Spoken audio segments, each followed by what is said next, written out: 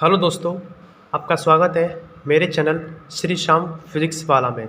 दोस्तों, मैं हूं आपका दोस्त अजय और आज की इस वीडियो में दोस्तों हम पढ़ेंगे प्रिज्म के बारे में। दोस्तों, प्रिज्म 12th क्लास का एक बहुत ही महत्वपूर्ण टॉपिक है और हर वर्ष दोस्तों 12th क्लास के बोर्ड एग्जाम में, चाहे राजस्थान का या हो किसी भी राज्य का बोर्ड हो, उसमें ये इस प्रकार का क्वेश्चन पूछा जाता है। दोस्तों, प्रिज्म में हमारे पास 3 प्रकार के क्वेश्चन बनते हैं, जिनमें से एक है प्रिज्म का विचलन कोण, प्रिज्म का अपवर्तनांक ज्ञात करना और प्रिज्म के परावर्तन अपवर्तन की जो घटना होती है प्रिज्म में, या फिर वर्ण विक्षेपण की जो घटना होती है उसकी व्याख्या करना। दोस्तों, इस वर्ष की बात करूं मैं आपको 2023 के राजस्थान बोर्ड के भौतिक विज्ञान के पेपर की, तो इसमें प्रिज्म के बारे में पूछा गया था। दोस्तों, प्रिज्म के बारे में उसका अपवर्तनांक ज्ञात करना, प्रिज्म का अपवर्तनांक ज्ञात करने के बारे में पूछा गया था, जो कि दोस्तों इस बार 4 नंबर का प्रश्न पूछा गया था। तो दोस्तों, आज की इस वीडियो में हम सिर्फ प्रिज्म का इंट्रोडक्शन जानेंगे कि आखिर प्रिज्म क्या होता है और प्रिज्म में कौन सी घटना होती है और प्रिज्म में जो घटना होती है वो क्या होती है और उस घटना को सबसे पहले किसने बताया। तो चलिए दोस्तों, सबसे पहले हम प्रिज्म को समझते हैं कि आखिर प्रिज्म क्या है। दोस्तों, आप सभी जानते हैं कि प्रिज्म एक वह वस्तु है या फिर वह डिवाइस है जो कि सफ़ेद रंग के प्रकाश को 7 रंगों में बदल देता है। दोस्तों, हम ये तो जानते ही हैं, ये हम बचपन से पढ़ते हुए आए हैं 6ठी क्लास से, कि प्रिज्म सफ़ेद रंग की लाइट को 7 रंगों में विभाजित कर देता है। आखिर दोस्तों, अब हम बात करेंगे प्रिज्म की आकृति के बारे में कि दोस्तों प्रिज्म की आकृति आखिर कैसी होती है। दोस्तों, सैद्धांतिक रूप से मैं बताऊं आपको किताबों में कि प्रिज्म वास्तव में कुछ इस प्रकार का डिजाइन किया होता है। प्रिज्म इस प्रकार 3 त्रिभुजाकार भुजाओं से हम सैद्धांतिक रूप से इसको देखते हैं, लेकिन वास्तव में दोस्तों प्रिज्म की आकृति ऐसे नहीं होती। प्रिज्म जो है वो 3D आकृति होती है, जिसको मैं आपको इस बोर्ड पर भी बना के दिखाऊंगा और आपको प्रिज्म का प्रैक्टिकल दिखाऊंगा और प्रिज्म आपको होता क्या है। तो सबसे पहले दोस्तों हम बात करते हैं प्रिज्म की आकृति की। तो मैं आपको प्रिज्म की आकृति बनाकर दिखाता हूं।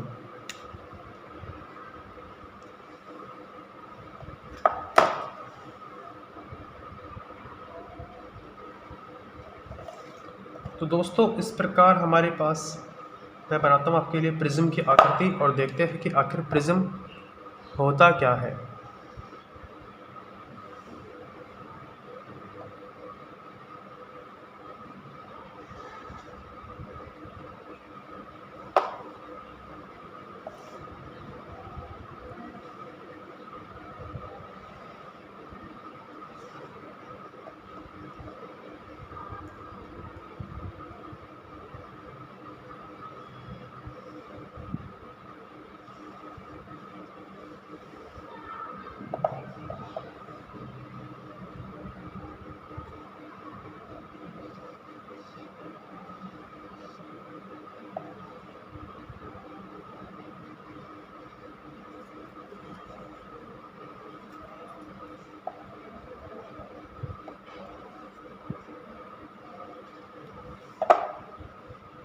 तो दोस्तों, हमारे पास प्रिज्म की कुछ इस प्रकार आकृति होती है।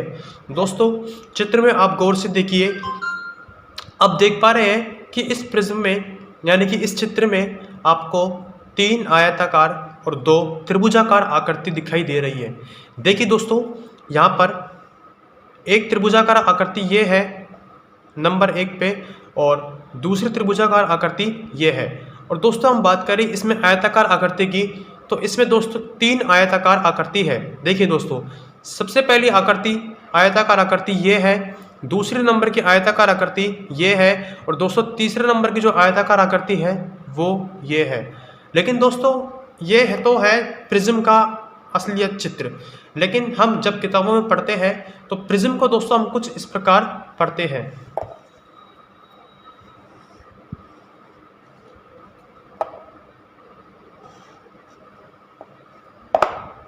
दोस्तों, किताबों में हम प्रिज्म को इस प्रकार बना देखते हैं। अब दोस्तों, हम इसकी परिभाषा के बारे में जानते हैं कि प्रिज्म आखिर कहते किसी को है। तो दोस्तों देखिए, प्रिज्म की परिभाषा आखिर क्या होगी। तो दोस्तों, हम सबसे पहले लिखते हैं प्रिज्म की परिभाषा।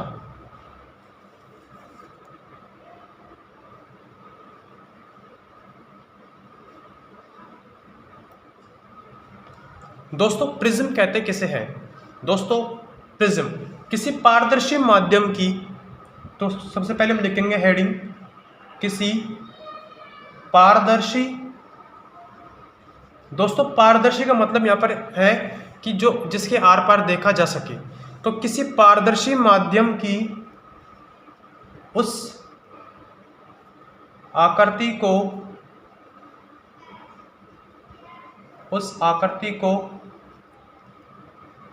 प्रिज्म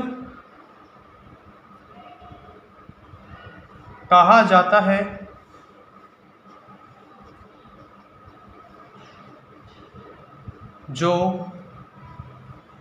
दो त्रिभुजाकार तथा तीन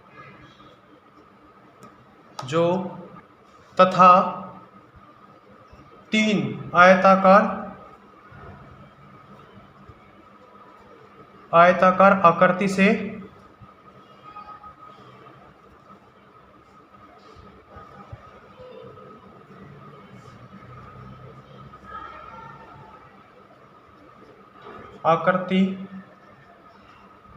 से घिरकर बनी होती है।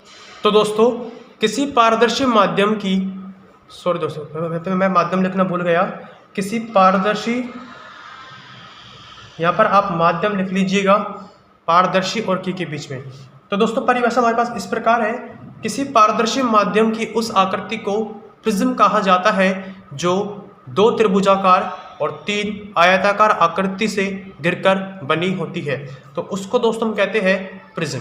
दोस्तों क्या आप जानते हैं कि प्रिज्म के बारे में, या फिर हम कहें कि सबसे पहले ये किसने बताया कि सफ़ेद प्रकाश में 7 रंग होते हैं?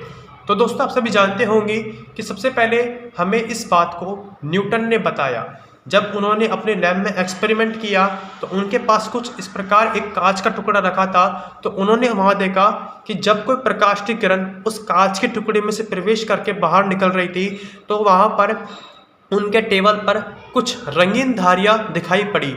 तो उन्होंने सबसे पहले बताया कि प्रिज्म एक ऐसी आकृति होती है, या फिर हम साधारण भाषा में कह सकते हैं कि प्रिज्म वह वस्तु या यंत्र है जो कि सफ़ेद प्रकाश की किरण को 7 रंगों में विभाजित कर देता है। इसे भी आप दोस्तों परिभाषा के रूप में इस्तेमाल कर सकते हैं, लेकिन दोस्तों बेटर यह रहेगी कि किसी पारदर्शी माध्यम की उस आकृति को प्रिज्म कहा जाता है जो दो त्रिभुजाकार तथा 3 आयताकार आकृति से घिरकर बनी होती है। अब दोस्तों हम जानते हैं कि प्रिज्म में आखिर कौन सी घटना होती है। दोस्तों प्रिज्म के अंदर वर्ण विक्षेपण,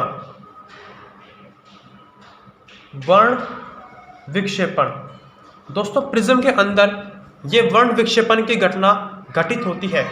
अब यदि दोस्तों आपसे किसी ने पूछा कि आखिर वर्ण विक्षेपण की घटना क्या होती है, तो दोस्तों इसका आंसर वही हो जाएगा जो कि मैंने आपको बताया था कि जब कोई प्रकाश की किरण या फिर सफ़ेद प्रकाश की किरण किसी पारदर्शी माध्यम मतलब दोस्तों प्रिज्म, हम यहाँ पर सिर्फ प्रिज्म की बात करेंगे क्योंकि दोस्तों प्रिज्म ही वह डिवाइस है जो कि सफ़ेद प्रकाश को 7 रंगों में विभाजित कर देता है। दोस्तों आप किसी भी डिवाइस को उठा के देख लीजिए, चाहे वो कांच का गोला हो या फिर आयत हो, वो सफ़ेद प्रकाश की किरण को 7 रंगों में विभाजित नहीं कर सकता। आखिर दोस्तों प्रिज्म ही में वह क्या है कि वो 7 रंग को वो सफ़ेद प्रकाश की किरण को 7 रंगों में बांट देता है। तो दोस्तों ये जो घटना है वही कहलाती है हमारे पास वर्ण विक्षेपण। वर्ण विक्षेपण मतलब दोस्तों रंगों का वितरित होना, 7 रंग का वितरित होना। सफ़ेद प्रकाश की किरण जब प्रिज्म में से गुजरती है तो वह 7 रंगों में वितरित हो जाती है, और इसी घटना को कहते हैं दोस्तों हम क्या, वर्ण विक्षेपण। अब दोस्तों हम समझते हैं कि आखिर, तो दोस्तों आपको समझाने के लिए मैंने अब इस सैद्धांतिक चित्र को प्रिज्म के रूप में दर्शाया है, और हम समझते हैं कि आखिर प्रिज्म में जब कोई प्रकाश की किरण प्रवेश करती है तो वह किस प्रकार उसके साथ घटना घटित होती है। तो देखिए दोस्तों यहाँ पर जब कोई प्रकाश की किरण प्रिज्म में से प्रवेश करती है तो दोस्तों इसको कहते हैं हम आपतित किरण। तो दोस्तों ये है हमारी आपतित किरण।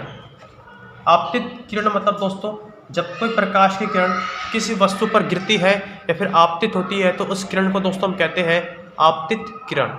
तो दोस्तों यह है हमारी आपतित किरण, और दोस्तों यहाँ से ये जो प्रकाश की किरण है वो है हमारी परावर्तित किरण। जब दोस्तों कोई आपतित किरण प्रिज्म पर आपतित होती है तो दोस्तों वह प्रिज्म में से अंदर से प्रवेश करके इस प्रकार वह बाहर की ओर अभिलंब की ओर, दोस्तों हम सब जानते हैं कि हमने इसको परावर्तन में पढ़ा है कि जब कोई प्रकाश की किरण सघन माध्यम से विरल माध्यम में प्रवेश करती है तो वह अभिलंब की ओर झुक जाती है। दोस्तों हम सभी ने पढ़ा है कि जब कोई प्रकाश की किरण सघन माध्यम से विरल माध्यम में प्रवेश करती है तो वह अभिलंब की ओर झुक जाती है। देखिए दोस्तों यहाँ पर जो आपतित किरण है वो प्रिज्म में से गुजरकर यह किरण अभिलंब की ओर झुकती हुई चली जाती है। तो दोस्तों इस प्रकार हमारी जो प्रकाश की किरण है वो अभिलंब की ओर झुकती हुई चली जाती है। दोस्तों थोड़ा इसका डिजाइन थोड़ा सही नहीं बना तो मैं इसको सही बना देता हूँ इस प्रकार दोस्तों। अब दोस्तों यहाँ पर जो हम देख पा रहे हैं कि ये जो परावर्तित किरण है ये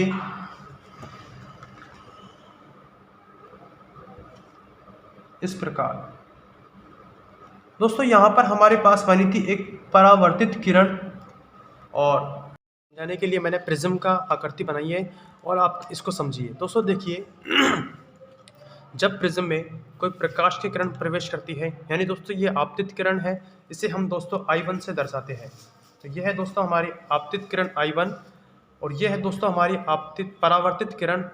और दोस्तों ये आप देखिए कि ये जो किरण है और ये जो किरण है वो यहाँ से प्रवेश करके इस प्रकार बाहर निकल गई। दोस्तों मैंने अभी आपको बताया कि जब कोई प्रकाश की किरण किसी सघन यानी विरल माध्यम से सघन माध्यम में प्रवेश करती है तो वह अभिलंब की ओर झुकती हुई चली जाती है। तो दोस्तों यहाँ पर आप देखिए कि ये जो किरण है वो है हमारी I1 यानी आपतित किरण नंबर 1, और ये जो किरण है दोस्तों ये है हमारी किरण आपतित किरण I2।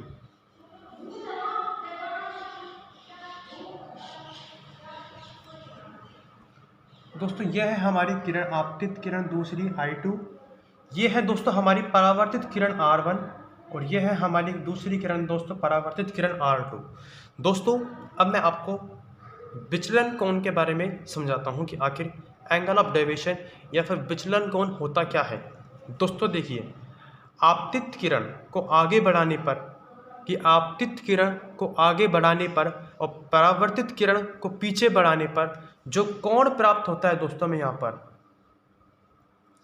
दोबारा दोस्तों एक बार कि आपतित किरण को आगे बढ़ाने पर और परावर्तित किरण को पीछे बढ़ाने पर जो कोण प्राप्त होता है दोस्तों उसी को कहते हैं हम एंगल ऑफ डेविएशन या फिर दोस्तों विचलन कोण।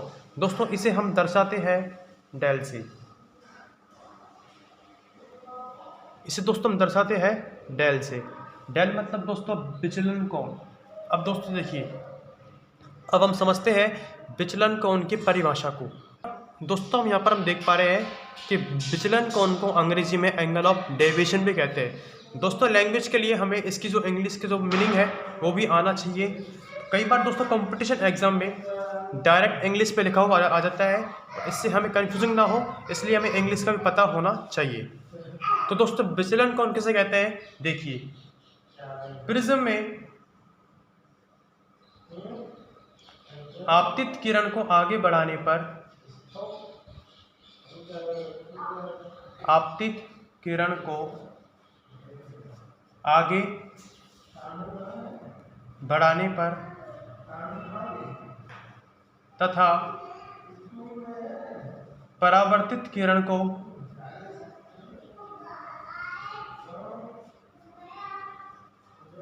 आपतित किरण को आगे बढ़ाने पर तथा परावर्तित किरण को पीछे बढ़ाने पर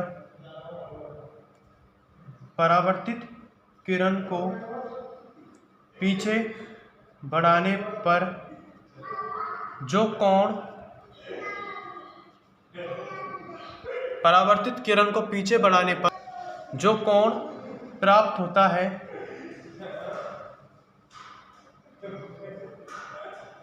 उसे दोस्तों हम कहते हैं उसे विचलन कोण कहा जाता है या फिर कहते हैं। या फिर दोस्तों आपको इंग्लिश में याद रखना हो तो एंगल ऑफ डेविएशन।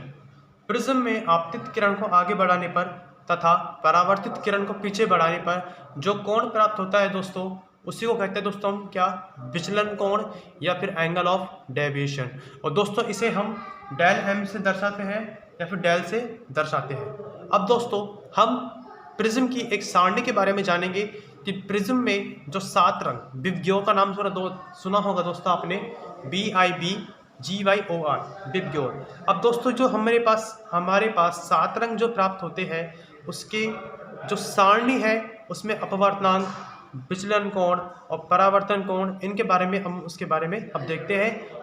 तो चलिए दोस्तों हम इसको एक सारणी की मदद से समझते हैं। तो आपको कुछ इस प्रकार सारणी बना लेनी है जिसमें 7 डब्बे होने चाहिए। दोस्तों सबसे पहले हम लिखेंगे इसमें फर्स्ट कॉलम पर क्रमांक। क्रमांक मतलब दोस्तों नंबर ऑफ, यहाँ पर हम नंबर लिखेंगे या फिर आप हिंदी में इसे क्रमांक भी कह सकते हैं। हमारे दोस्तों फर्स्ट नंबर पर आ चुका है क्रमांक। तो हमारा दूसरा कॉलम पर आ चुका है कलर और तीसरे कॉलम पर दोस्तों हमारा आ चुका है विचलन कोण, जिसे हम डेल से प्रदर्शित करते हैं। दोस्तों हमारे इसी प्रकार तीसरे कॉलम पर आएगा अपवर्तनांक।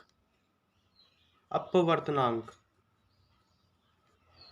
जिसे हम दोस्तों म्यू से प्रदर्शित करते हैं। इसे हम दोस्तों दर्शाते हैं म्यू से। दोस्तों लास्ट का जो कॉलम है उसमें आएगा तरंग दैर्घ्य। तरंग दैर्घ्य जिसे दोस्तों हम लैम्डा से प्रदर्शित करते हैं। तो आपको दोस्तों जब सारणी बनाओ तो इन 5 चीज़ों का ध्यान होनी चाहिए। पहले नंबर पर दोस्तों क्रमांक, दूसरे पे कलर, तीसरे पे विचलन कोण, चौथे पे अपवर्तनांक और 5वें पर तरंग दैर्घ्य। तो दोस्तों जैसे हमें पता है कि विबग्योर में 7 रंग होते हैं, तो हम सबसे पहले क्रमांक में 7 तक की संख्याएं लिख लेते हैं। जैसा कि दोस्तों आप देख पा रहे हैं कि मैंने 7 तक की संख्याएं लिख ली है। अब दोस्तों हमने बचपन में पढ़ा है या 10th क्लास में हमने पढ़ा होगा कि इंद्रधनुष में 7 रंग होते हैं, रेनबो में 7 रंग होते हैं, जिसे हम दोस्तों विबग्योर के नाम से जानते हैं। इसका दोस्तों हिंदी में नाम बैंजानी हपी नाला होता है। तो दोस्तों हम विबग्योर पहले लिख लेते हैं। विबग्योर में दोस्तों पहले नंबर पर आता है वॉयलेट वी, दूसरे नंबर पर आता है दोस्तों आई इंडियम, तीसरे नंबर पर आता है दोस्तों बी ब्लू,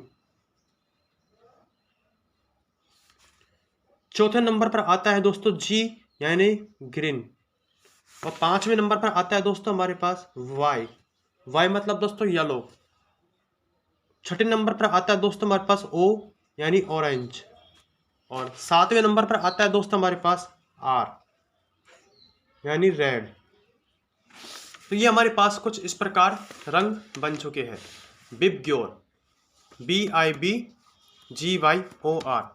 विबग्योर मतलब दोस्तों बैंजानी हपी नाला। बै मतलब बैंगनी रंग, बैंजानी जामुनी, ब्लू नीला, G green, Y yellow, O orange, R red.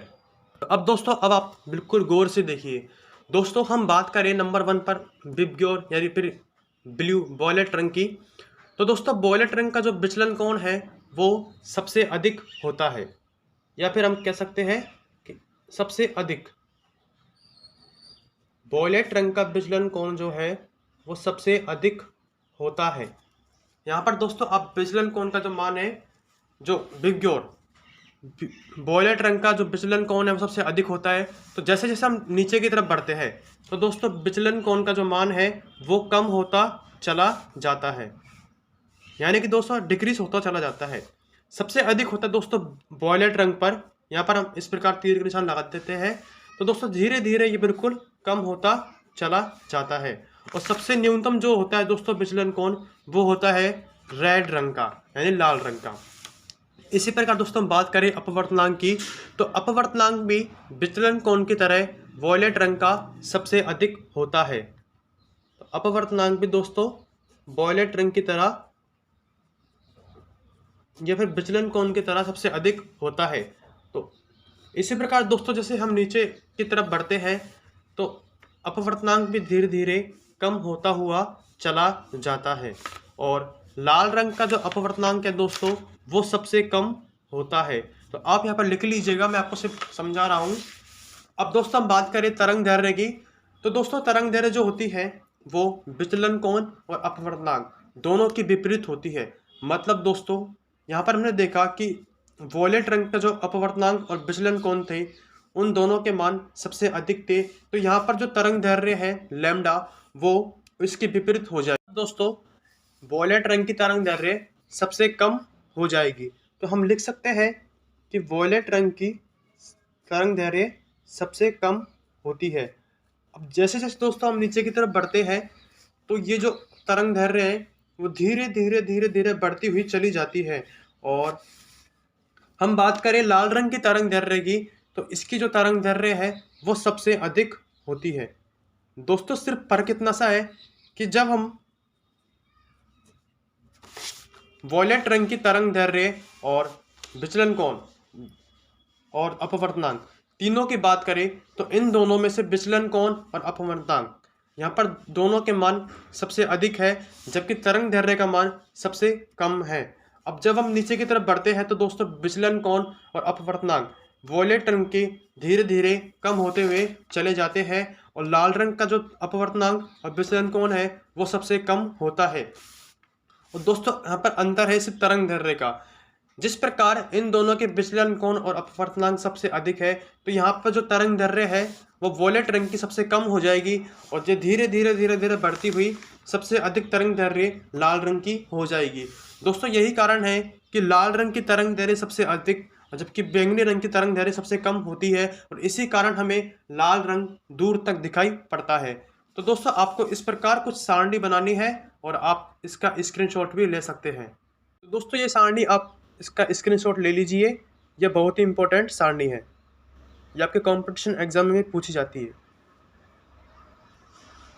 तो दोस्तों अब हम आगे पढ़ेंगे प्रिज्म के बारे में कि प्रिज्म में अपवर्तनांक की जो घटना होती है, विचलन कोण जो होते हैं उसका मान कैसे निकालें, उसको कैसे परिभाषित करें, और आपको इन सभी चीज़ों को बताऊंगा मैं प्रैक्टिकल करके। तो मिलते हैं दोस्तों नेक्स्ट वीडियो में।